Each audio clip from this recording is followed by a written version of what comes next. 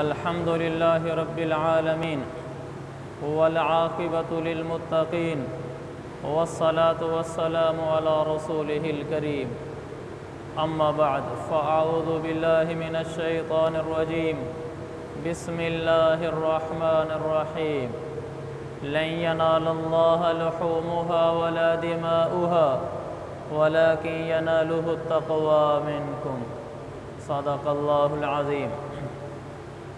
वक़ाल रसूलुल्लाहि सल्लल्लाहु अलैहि वसल्लम मा अमिला इब्नु आदम मिन अमलिन यौमन नहरि अहब्बा इलल्लाहि मिन इहराक़िद्दम व इन्नहु लयअति यौमल क़ियामति बिक़ुरूनिहा व अशआरिहा व अग़लाफ़िहा फ़तीबू बिहा नफ़्सन औ कमा क़ाल अन्नबिय्यु सल्लल्लाहु अलैहि वसल्लम। वक़ाल रसूलुल्लाहि सल्लल्लाहु अलैहि वसल्लम लिसय्यदता फ़ातिमत रज़ियल्लाहु अन्हा क़ूमी फ़शहदी उज़हियतक क़ूमी फ़शहदी उज़हियतक फ़इन्न लकी बिअव्वलि क़तरतिन तक़तुरु मिन दमिहा मग़फ़िरतन लिकुल्लि ज़ंबिन। वक़ालत या रसूलल्लाह अलना अहलल बैति ख़ासतन औ लना वलिल मुस्लिमीन। वक़ाल रसूलुल्लाहि सल्लल्लाहु अलैहि वसल्लम बल लना वलिल मुस्लिमीन औरदहुल मुंज़िरी फ़ी तरग़ीब।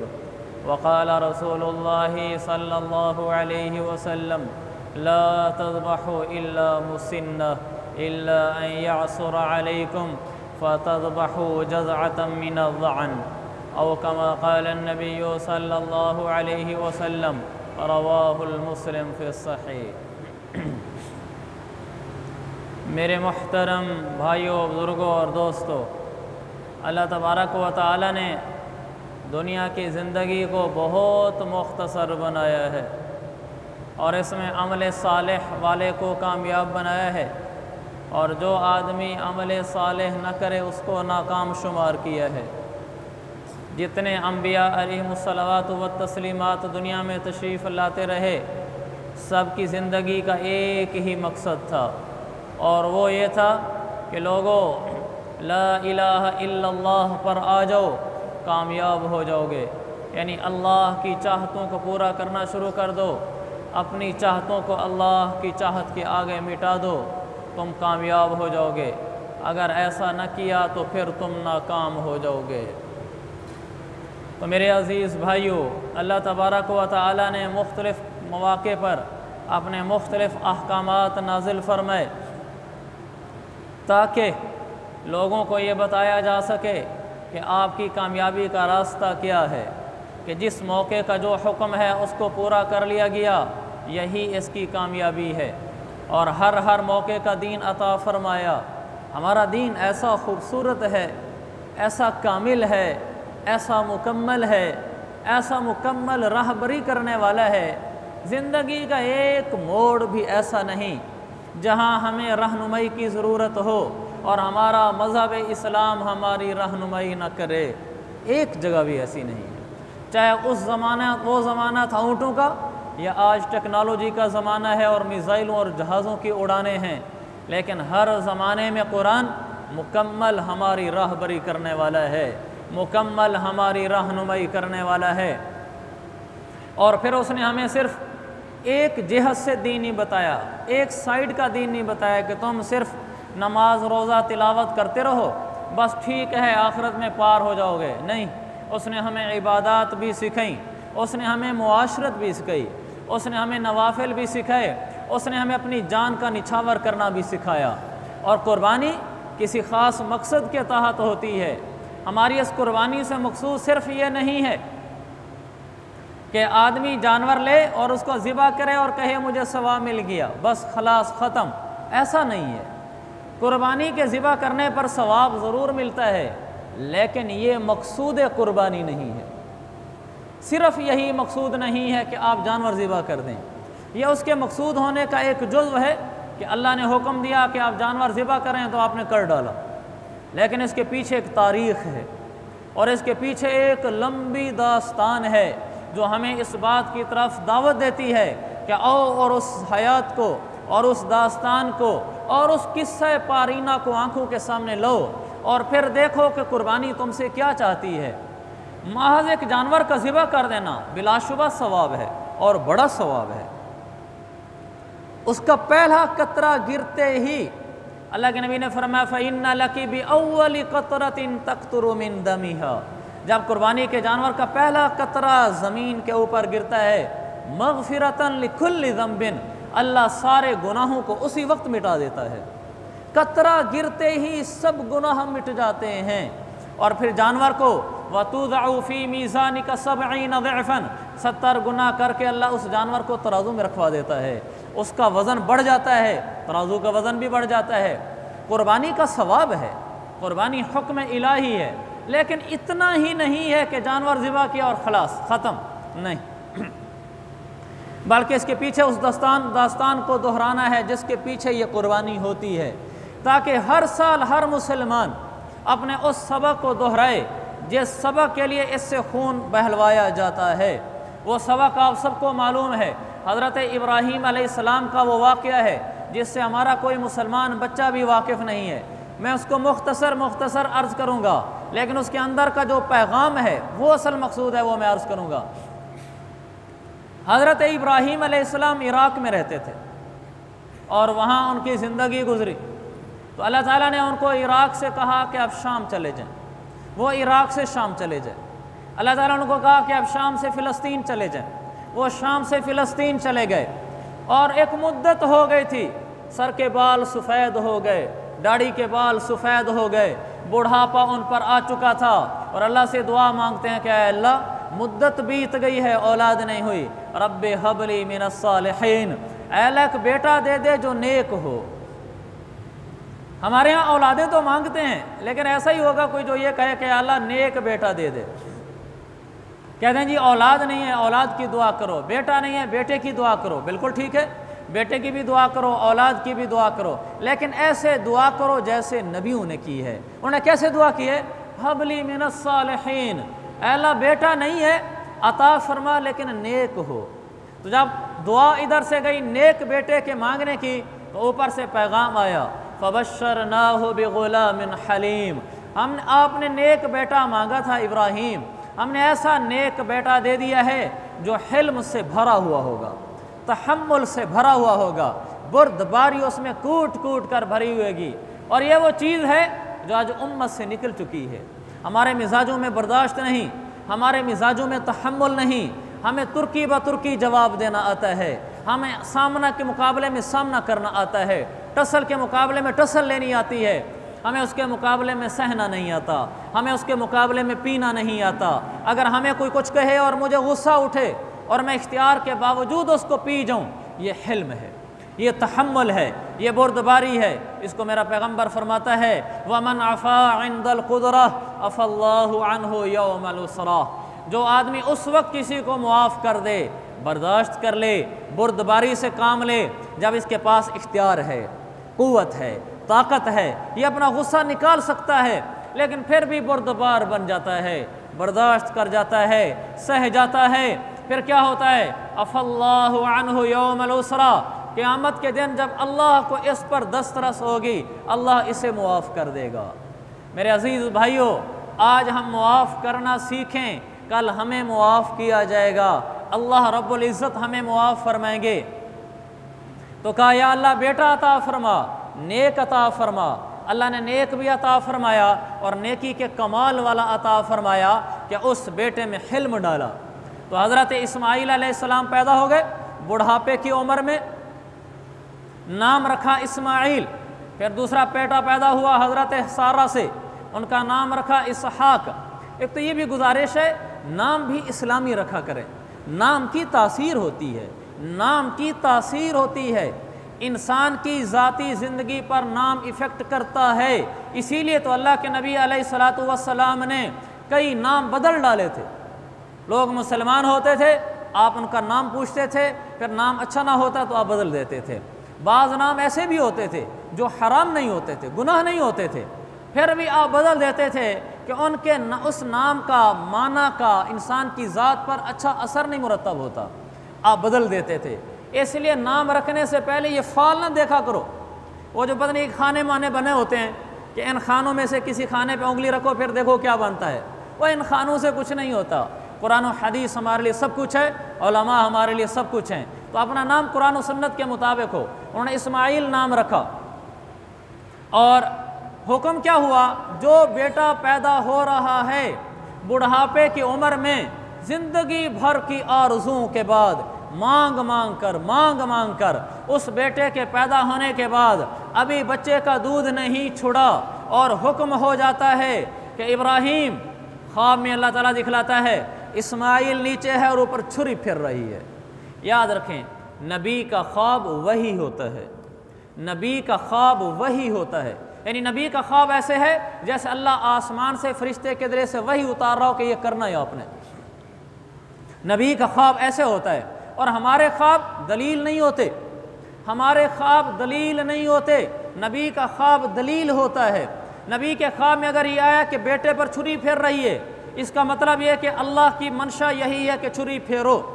हमारे ख्वाब में कोई बात आ जाए, कभी भी उस पर अमल न करो जब तक किसी आलिम से न पूछ लो। ऐसे ख्वाब आते हैं जो शैतान की तरफ से होते हैं और इंसान उन पर पक्का हो जाता है। कहते ख्वाब में मुझे वालदा ने आकर यूँ कहा है, ख्वाब में मुझे वालिद ने आकर यूँ कहा है, ख्वाब में किसी बुजुर्ग ने आकर मुझे ये कहा है। ख्वाब कोई चीज़ नहीं है, ख्वाब कोई चीज़ नहीं है सिवाय नबी के ख्वाब के। नबी का ख्वाब वही होता है। तो अपने ख्वाबों को बुनियाद ना बनाया करो। उलमा से पूछो कि मैंने ख्वाब में ये देखा है, इसकी क्या हैसियत है, मैंने क्या करना है। अगर वो कहें इस ख्वाब को उठाकर रद्दी की टोकरी में फेंक दो तो फिर रद्दी की टोकरी में फेंक दो। अगर वो कहें हाँ ठीक है शरीयत के मुताबिक है, अमल कर गुजरो, तो फिर अमल कर गुजरो। नबी ने ख्वाब देखा मैं बच्चा है और उसको ज़िबा कर रहा हूँ, तो वहाँ फ़िलिस्तीन से सफ़र किया और अपने बेटे के पास, और इससे पहले एक कुर्बानी दे चुके थे। क्या कुर्बानी? जब बच्चा अभी दूध पीता है, मुद्दतों के बाद तो बच्चा पैदा हुआ था, अभी दूध पीता बच्चा था, अल्लाह ताला ने फरमाया कि इब्राहीम जाओ इसको उस सरजमीन में छोड़ आओ। मक्का दिखलाया गया। आप मौजूदा मक्का न समझें कि जैसा आज का मक्का है उस वक्त का मक्का ऐसा था। वो कैसा था? बिवादिन गैरि ज़ी ज़रअन इंद बैतिकल मुहर्रम, एक जगह है मेरा खलील इब्राहीम, वहाँ न बंदा न बंदे की ज़ात, न इंसान की ज़ात, न परिंद न चरिंद, न पानी न खाने की कोई चीज़, कुछ नहीं है। लेकिन मेरा हुक्म है कि अपनी बीवी और बच्चे को वहीं छोड़ कर आ जाओ। कितनी बड़ी बात है। मुद्दतों बाद बेटा पैदा हुआ, बुढ़ापे में पैदा हुआ, और हुक्म क्या हुआ कि जाओ इसको ऐसी जगह छोड़ो जहाँ मौत के सारी अलामात हैं और ज़िंदगी का कोई एक नामो निशान भी नहीं। आगे से सैयदना इब्राहीम ने यह नहीं कहा कि अल्लाह ये कैसा दीन है, ये कैसी चीज़ है कि बेटे को उठाकर ऐसे दरिंदों के हवाले कर दूँ। वहाँ कोई शेर है, कोई भेड़िया है, कोई चीज़ खा जाए, चुप खामोश हो गए। इसलिए कि मेरा रब का हुक्म यही है कि बीवी को और बेटे को वहाँ छोड़ के आ जाओ। और इससे बड़ी कुर्बानी कहा छोड़ कर आ जाओ और उनसे बात तक नहीं करनी, बोलना भी नहीं, तसल्ली का बोल भी नहीं देना, कोई नहीं अल्लाह खैर करेगा, अल्लाह खैर करेगा। नहीं, इब्राहीम मैं तेरा रब हूँ, तू मेरा बंदा है, बस इससे आगे कुछ नहीं है। मैंने तुझे हुक्म दिया है, तूने पूरा करना है। सैयदना इब्राहीम अलैहिस्सलाम अपने दूध पीते बच्चे को, उस वक्त हज़रत इस्माइल की उम्र 2 साल भी नहीं हुई थी। आप उनको हज़रत हाजरा के साथ लेकर आए और एक मशकीज़ा था जिसमें कुछ पानी था, एक थैला था जिसमें कुछ खजूरें थीं, बुखारी की हदीस है, और आकर उनको दिया और वापस जाने लगे। तो हज़रत हाजरा उठकर पीछे चलने लगी। उन्होंने कहा कि ये क्या कर रहे हो? ऐना तज़हबु व तत्रुकुना हाहुना लैसा हुना इंसानुन वला शै। इब्राहीम हमें कहाँ छोड़ के जा रहे हो? यहाँ न बंदा न बंदे की ज़ात, कोई चीज़ नहीं, किधर जा रहे हो? और हज़रत इब्राहीम हैं कि मेरा रब की तरफ से हुक्म है कि इब्राहीम अपने बीवी बच्चे को ऐसे छोड़ देना और उनसे बोलना भी ना। सैयदना इब्राहीम एक लफ्ज़ नहीं बोले और वापस जाने लगे। वो दूसरी दफ़ा पीछे, ऐना तज़हबु व तत्रुकुना बिवादिन, कहाँ जा रहे हो और ऐसी वादी में छोड़ के जा रहे हो, लैसा फ़ीही इंसानुन वला शै, ना बंदा ना बंदे की ज़ात। और इब्राहीम के मुंह पे खामोशी की मोहर है। फिर तीसरी दफ़ा बोला, एक लफ्ज़ नहीं बोलते। आप तसव्वुर करें, ये हुक्म मुझे मिल जाए और आपको मिल जाए कि आपका दूध पीता बच्चा है और आपकी बीवी है और बेटा आया है मुद्दतों के बाद पैदा हुआ है, जो इसको छोड़कर आ जो ऐसी जगह में जहाँ मौत के सारी निशानियाँ मौजूद हैं, और आगे से हुक्म भी यह हो कि तसल्ली का लफ्ज़ भी नहीं बोलना। हम कहेंगे हमें ऐसे दीन की ज़रूरत ही नहीं, ये कोई दीन है? शरीयत को ऐसे कहती है, दीन को ऐसे कहता है। हमारे यहाँ जो मसला तबीयत के ख़िलाफ़ आ जाए फ़ौरन कह देना ये कोई दीन है, दीन को ऐसे कहता है। हाँ, अगर मसला हो ये वाला जी, खाना सुन्नत है, पीना सुन्नत है, घर बार बसाना सुन्नत है, कारोबार करना सुन्नत है, नींद करना सुन्नत है, हाँ जी बड़ा अच्छा दीन है, बड़ा मीठा दीन है। और अगर दीन आ जाए कोई इस किस्म का, भैया तेरा कारोबार नाजायज़ है, और दीन आ जाए इस किस्म का कि परला तुम्हें गालियाँ भी दे, तुमने आगे से बोलना तक भी नहीं, और तुम्हें ताने भी दे कि चूड़ियाँ पहन रखी हैं, बोलता क्यों नहीं, तुमने बोलना नहीं, हम कहते हैं इतना भी दीन नहीं होता यार। तो फिर हमारा अपना एक नया दीन शुरू हो जाता है, वो दीन जिसको हमारे नफ्स ने बनाया होता है, हमारे दिल की चाहतों ने बनाया होता है। ये पैगाम है सैयदना इब्राहीम का हमारे लिए कि अगर रब यूँ कहे कि बीवी बच्चों को ऐसी जगह छोड़ दो जहाँ मौत के अलावा कोई अलामत नहीं है, अल्लाह के हुक्म पर लब्बैक व सादैक कहना, ये सारे पैगामात हमें दिए गए कुर्बानी के उन्वान से, इसलिए कि यहाँ इब्तिदा हो रही है कुर्बानी की। तो मेरे अजीज़ भाइयों, हमने रब के हुक्म के आगे चूँ चिरा नहीं करना। जब तीसरी दफ़ा वो बोली कि इब्राहीम कहाँ छोड़ के जा रहे हो, और आगे दिल है, वाह, अल्लाह के हुक्म पर फिदा है, फना है, गुम है, एक लफ्ज़ ज़बान से नहीं निकलता तसल्ली का और जवाब का। तो वो समझ गई कि अल्लाह के नबी हैं, ये बग़ैर हुक्म इलाही के कोई काम नहीं करते, इनका हमें इस तरह छोड़ देना भी हुक्म होगा। आज हमें शरीयत कह दे कि बीवी को ये लिबास ना ले दो, ये शरीयत के ख़िलाफ़ है, बच्चे को ये लिबास ना ले दो, ये चीज़ ना ले दो, घर में फ़लानी चीज़ लेकर ना आओ, ये शरीयत के ख़िलाफ़ है। हम कहते हैं जी बीवी बच्चे सारे नाराज़ होते हैं, मैं अकेला क्या करूं, बच्चों को मैं ऐसे रोता हुआ देखता हूं, बीवी आगे से नाराज़ हो जाती है, कोई नहीं, अब मजबूरी है, करनी पड़ती है। और वहाँ क्या कहा कि बीवी को छोड़ के आ जाओ, बच्चे को छोड़ के आ जाओ, इससे बड़ी तकलीफ़ तो कुछ नहीं हो सकती। जो तकलीफ़ें हमें होती हैं, हम शरीयत के हुक्म तोड़कर बीवी बच्चों को राज़ी कर रहे होते हैं। और वहाँ क्या हो रहा है कि दिल के जज्बात को कुर्बान करके अल्लाह को राज़ी किया जा रहा है। तो जब वो आए, हज़रत इब्राहीम अलैहिस्सलाम उठकर जाने लगे, तो आगे से जवाब तो मिल ही रहा, तो इन्होंने कहा शायद अल्लाह का हुक्म होगा। कहने लगे अल्लाहु अमरका बिहाज़ा, इब्राहीम इतना बता दो अल्लाह का हुक्म यही है। बोलने की तो इजाज़त नहीं थी, तो आगे से सर से इशारा किया जी हाँ। तो फिर आगे से सुनो सैयदना हाजरा ने क्या फरमाया। आगे से ये नहीं कहा, ये भी हुक्म होता है दीन का कि इस तरह बाल बच्चों को छोड़ के चले जाओ। क्या कहा, इज़न लन युज़य्यिअन अल्लाह, इब्राहीम अगर रब का हुक्म यही है कि हमें यूं यहाँ बेयारो मददगार छोड़कर चले जाओ, जहाँ ना पानी का कतरा, ना खाने का कोई लुकमा, ना इंसान की ज़ात, जहाँ हलाकत के सारे असबाब मौजूद हैं, अगर रब्बुल जलाल का हुक्म यही है तो फिर इब्राहीम जाओ, हमें अल्लाह से उम्मीद है कि अल्लाह हरगिज़ हमें ज़ाय नहीं करेगा। ये मेरे अजीज़ों बहुत बड़ा पैगाम है, बहुत बड़ा पैगाम है कि जब हुक्म इलाही इस दर्जे का आ जाए, हमें ये नज़र आए कि अगर इस हुक्म पर पूरा कुर्तते हैं, अगर इस हुक्म पर चलते हैं तो कारोबार ठप हो जाएगा, अगर इस हुक्म पर चलते हैं तो इज़्ज़त खाक में मिल जाएगी, अगर इस हुक्म पर चलते हैं हमारी कोई वैल्यू ही नहीं रहेगी, अगर इस हुक्म पर चलते हैं मुआशरे में ज़िल्लत देखनी पड़ेगी। जो आदमी इन सारे हालात के बावजूद जम जाता है कि नहीं, अगर अल्लाह का हुक्म यही है तो फिर कबूल है, अल्लाह का हुक्म यही है कि जायदाद दे दो बहन को, बड़े दिल में टीसें उठेंगी, कारोबार बनाया मैंने, दुकान चलाई मैंने, जिम्मेदारा संभाला मैंने, बहनों ने क्या किया है, हमने तो इनको जहेज नहीं दे दिया था, छोटे भाइयों ने क्या किया है, इनको पढ़ाया नहीं था, ये हिस्सा हमारा बनता है। लेकिन शरीयत ने कहा नहीं, ये तेरा नहीं बनता, इसमें तेरी बहनों का भी हिस्सा, तेरे भाई का भी हिस्सा।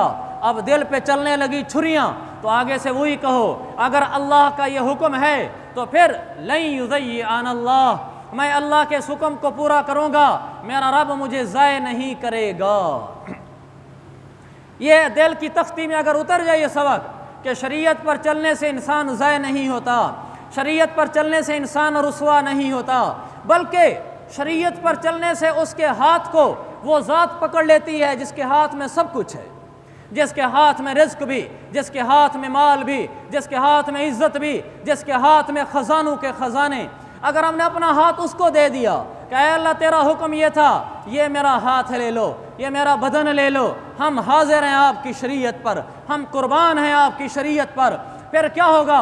लन युज़य्यिन अल्लाह, मुझे रब्बे ज़ुल जलाल की कसम, जो इंसान अपने आप को अल्लाह की शरीयत के हवाले कर देता है, अल्लाह उसे ज़ाय नहीं करता, अल्लाह उसे ज़ाय नहीं करता, अल्लाह उसे ज़ाय नहीं करता। हमें शैतान ने धोखे में डाला है। हम कहते हैं कारोबार सही चला है तो मेरी दुकान बैठ जाएगी, अगर आगे से ज़्यादा जी की और चुप करके बैठ गया, आगे से तुर्की ब तुर्की जवाब ना दिया, गुस्से के मुकाबले में गुस्सा ना हुआ, मेरी इज़्ज़त खाक में मिल जाएगी। ऐसा नहीं है। मेरे पैगंबर ने फरमाया, लोगों मुझे अपने रब की कसम, पैगंबर को कसम खाने की ज़रूरत है मैं समझाने के लिए कि लोगों मुझे अपने रब की कसम, कुछ चीज़ें ऐसी हैं जिनकी मैं तुम्हें ज़मानत दे देता हूँ। मा नक़स मालुन मिन सदक़ा, लोगों ज़कात देने से, उशर देने से मुझे मेरे अल्लाह की कसम माल कम नहीं होता। क्यों कहा ये? हमें तो नज़र आता है माल कम होता हुआ। कहा नहीं, मुझ मोहम्मद मुस्तफ़ा की मान लो, तुम माल दे दो घट जाएगा, 100 में से 97 बचा होगा, लेकिन मैं तुम्हें कहता हूँ कि माल कम नहीं होता।